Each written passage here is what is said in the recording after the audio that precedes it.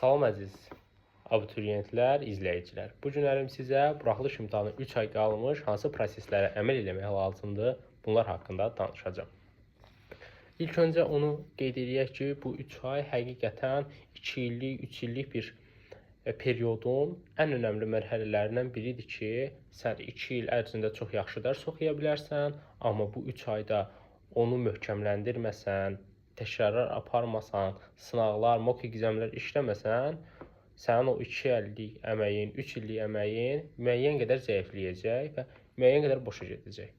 Və siz ümumilikdə həm öz biliklərinizi gücləndirmək və imtahana tam hazır olmaq üçün bəzi addımlar var ki, bunları əməl eləməlisiniz. İlk öncə hələ qrup və s. Bunları danışmadan əvvəl ümumi olaraq mən demək istəyirəm ki, məsələlər nə yerdədir. Baxın, ilk öncə siz müxtəlif aylıq, artıq aylıq sınaqlar demək olar ki, son perioddadır. Artıq ümumi sınaqlarda iştirak eləməlisiniz. Ümumi sınaqlarda iştirak eləməyiniz, təbii ki, burada buraxılış fənlərinin hər üçünü nəzərdə tuturam. Riyaziyyat, Azərbaycan dili və ingilis dili ki, siz artıq bu imtahanlarda iştirak edərək sadəcə öz biliklərinizi yoxlamış olmursunuz. Siz həmçinin də imtahan stresi, vaxt bölgüsü, bu kimi məsələlərdə artıq öyrənirsiniz. Çünki imtahan sadəcə biliklərin yoxlanıldığı bir yer deyil. Burada siz həm stresi necə idarə etmək lazımdır, vaxt bölgüsünü necə aparmaq lazımdır, hansı fənnə nə qədər diqqət yetirmək lazımdır, bu məsələləri orada öyrənirsiniz. Bundan sonra bəs bura hazırlaşdıq. Çox adam sınaqlara gedir. Mən hər iki məsləhət görərdim ki, buraxılış imtahanında siz OTK və yaxud da güvənin sınaq imtahanlarında iştirak edəsiniz. Hər biri dil meyarlarına, materiallarına uyğun şəkildə hazırlanır. Artıq sizin bölgənizdə hansı sizə daha yaxındırsa, mən ən az deyərdim ki, 11-ci sinifdə oxuyursa, ən az 1-2 dəfə və son dövrlərdə OTK-ya getsəniz sizin üçün daha yaxşı olar. Ondan sonra mən sırf danışmaq istəyirəm ingilis dilinə bağlı.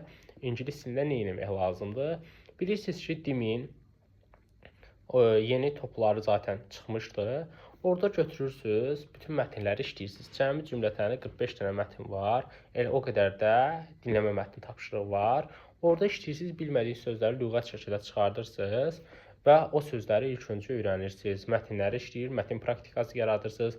Dinləmələri işləyərək artıq siz öyrəşirsiniz, dinləmələrə, dinləmə praktikası yaradırsınız və bununla da imtahana müəyyən qədər hazırlıqlı olursunuz. Amma bu materiallar limitli materiallardır. Siz daha çox material əldə etmək istəyirsinizsə, bilirsiniz ki, indi həm mənim özümün sürət qruplarım var ki, sürət qruplarımızda demək olar ki, bir dərsə 7 sınaq, 6 sınaq, ən azı 4 sınaq atırıq və 4 sınaqdan əlavə 2 dənə dimdən, 2 dənə də özümüzün hazırladığımız mətnlərdən və listinglərdən göndəririk. Və demək olar ki, siz 6-7 dənə dinləmə işləyirsiniz, 6-7 dənə mətn tapşırıq işləyirsiniz. Eyni şəkildə sınaqların daxilində qrammatika sualları da olur ki, qrammatika suallarında işləyərək biliklərinizi möhkəmləndirirsiniz və eyni şəkildə bizim dərslərimizdə qrammatikanın hər mövzunun müəyyən bir proqramımız var, 1 aylıq proqramdır. Əslində bu 3 aylıq proqramdır, niyə görə 1 aylıq deyirəm? Yəni 3 ay ərzində 2 dəfə, 3 dəfə proqramı artıq biz təkrar eləmə imkanına qazanırıq, bu imkanı əldə edirik.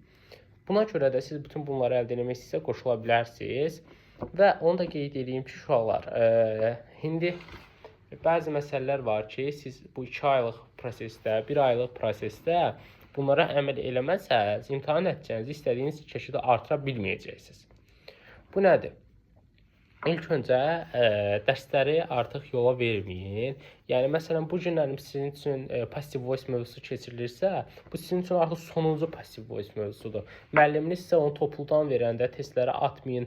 Onsuz da mən bu testləri işləmişəm deyib, belə bir arxayınlığa, necə deyim, arxayınlıq yalanına, arxayınlıq sehrinə, necə deyim, tutuşmayın. Yəni, sözümü tam şəkildə ifadə edə bilməsəm də, məsələ bu yerdədir.